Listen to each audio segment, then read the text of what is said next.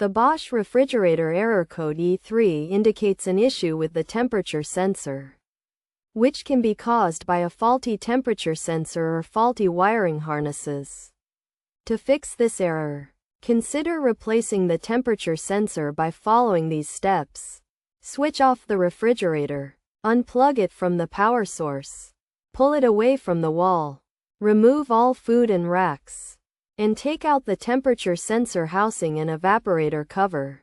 Then, free the faulty temperature sensor. Label the wiring harnesses. Disconnect the wire harness block. Remove the faulty sensor. And connect the wiring to the new one. Afterward, return the evaporator cover. Reinstall the temperature sensor housing. And put back the refrigerator racks. Additionally, inspect the wiring harness for any defects. And if it's cracked or broken, replace it with a new one. If none of these solutions work, it's recommended to contact a certified technician for further assistance.